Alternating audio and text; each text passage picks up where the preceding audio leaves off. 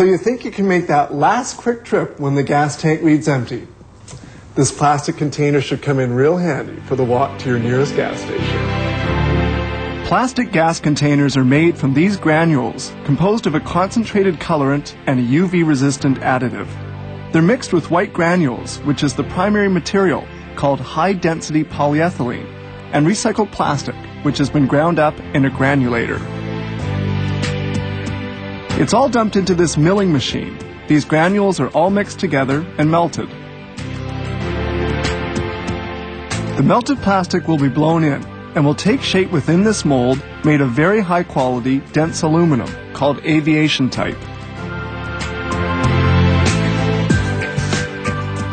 Blow molding continues and produces a soft plastic tube. This is cut and placed in the mold. Then this nozzle pumps the plastic into the mold shell. The container is unmolded and moves along on a conveyor.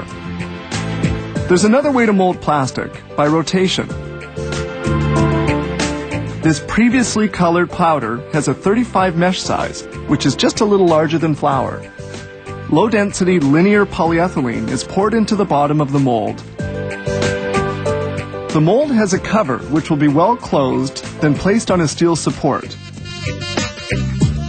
This support is articulated by an arm on two rotation axes simultaneously. This action allows the plastic powder to distribute itself thoroughly throughout the mold.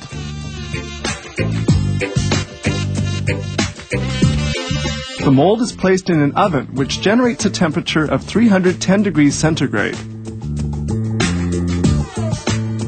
About 15 minutes is needed for the polyethylene powder to melt, and another 15 minutes to allow the piece to adequately cool before unmolding it.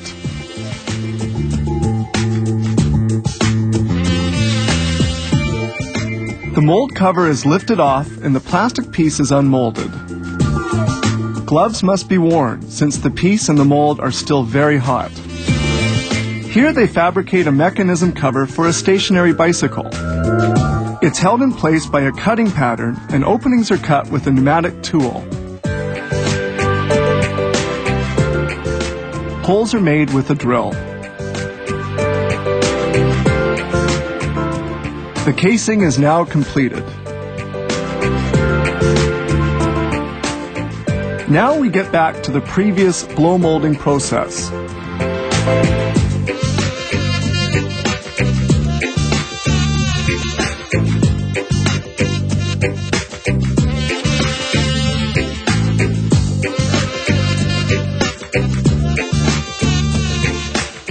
This type of molding produces residues which have to be eliminated.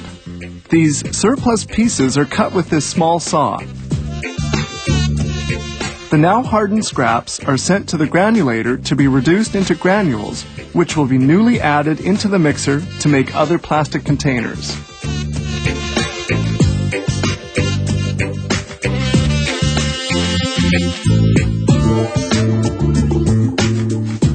This small pneumatic drill pierces the container's vent hole.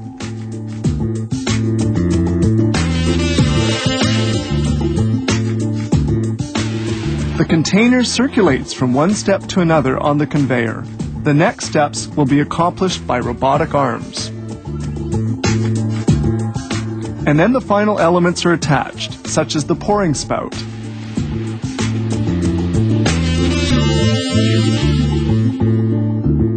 Then a sealing stopper equipped with a rubber washer prevents leaks.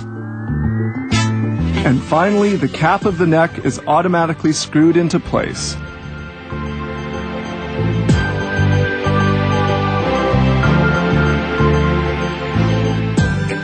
Depending on the thickness of the mold, the blowing procedure allows the production of between 30 and 120 containers an hour.